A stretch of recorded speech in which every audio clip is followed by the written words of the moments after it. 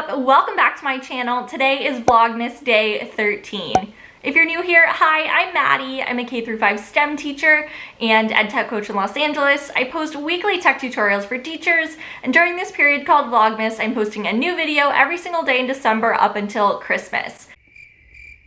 So if you guys have been watching my videos for a little while now, you know that morning meeting is my jam. I'm always talking about morning meeting. So I thought that it would be fun for Vlogmas to do a mini series of 4 different videos where I talk about morning meeting. So this video today is really going to be an introduction to morning meeting. I'm going to talk about the importance of morning meeting, why I think it's really great for students, especially at the elementary level. So for morning meeting, I really like to follow the responsive classroom morning meeting structure. Now, Responsive Classroom is just a really wonderful resource for teachers, so if you haven't checked it out, I'd highly recommend you visit their website. They just have so many wonderful resources for teachers to use in thinking about ways that you can, deal with classroom management, you can build classroom community, you can really listen to the needs of your students.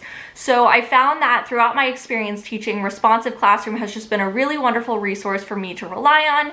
And like I said, I really like to use the Responsive Classroom morning meeting structure. So the way this structure works is that there are 4 different stages to morning meeting. First, we have the morning greeting. So basically the way the morning greeting works is that it's just a way to introduce students to the day, to start off the day, right, with a greeting. So students can enter your classroom, both in person or virtual. There's some sort of greeting activity. For example, you might have students wave at each other, you might have them do a little dance, you might do some sort of chant, something like that, some sort of greeting. Will then take you on to the second stage of morning meeting, which is the morning share. I personally love the share portion of morning meeting. I've found that it's just really the best way to embed classroom community and to get to know your students on a deeper level. So in terms of coming up with morning shares, basically the way it works is that there's usually some sort of prompt where students can share something. So for example, it could be as simple as, do you have any news or announcements? Or it could be something, more tied closely to social emotional learning. So you could ask students, what is a peak and a valley of your week so far? What's a high point and a low point? So it's really just meant to be an opportunity for students to share something. You can come up with really silly ones. For example, would you rather have a pet polar bear or a pet penguin? Different things like that. And like I said, I just think the share portion is just a really great time for you to hear from your students. I'm all about amplifying student voice, and I think that the share portion of morning meeting is a really great way to do that. Then next we have the morning activity. So that tends to be students' favorite part about morning meeting, where you basically get to play some sort of game or do some sort of group activity. The ideas can really be endless here. If you just do a quick Google search for morning meeting activities, you'll find that there are just hundreds and hundreds of really creative ideas for things you can do during morning meeting. Playing Guess Who. I really love to do Guess Who because basically what I'll do is I will think of a student in my head, and the students in the class will actually try and guess who it is by asking a series of questions. So that can be another fun way to build classroom community, to get to know your students a little bit better. Even, this late into the school year where we still feel like we know our students really well, it's still nice to do these activities where we get to share more information about each other. So Guess Who is a really fun game. Another really fun game is just, some of the basic ones that come to mind. Like Simon Says. We often play Student Says in my classroom. Honestly, not just during morning meeting, but Student Says is something that you can do throughout the day.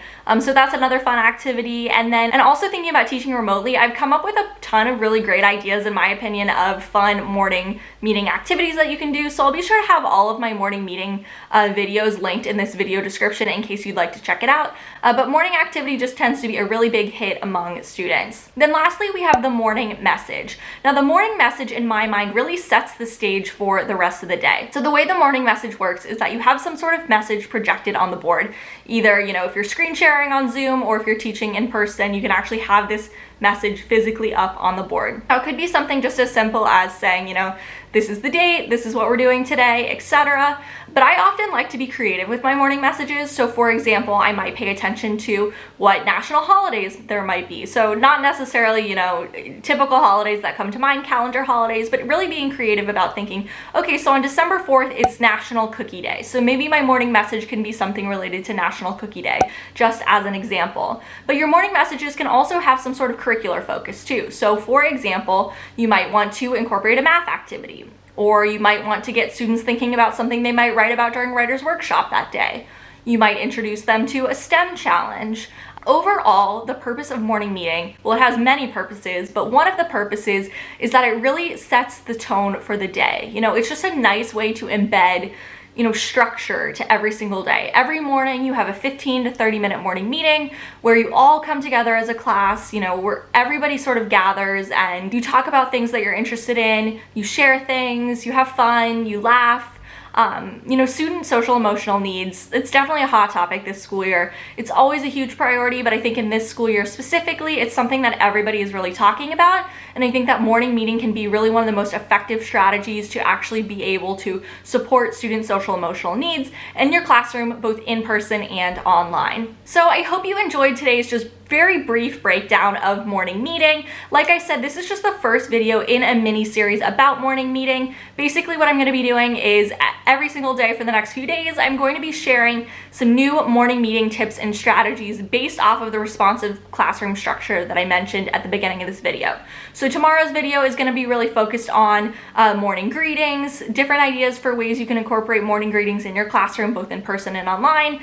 Then the next day we'll take a look at morning shares, morning activities.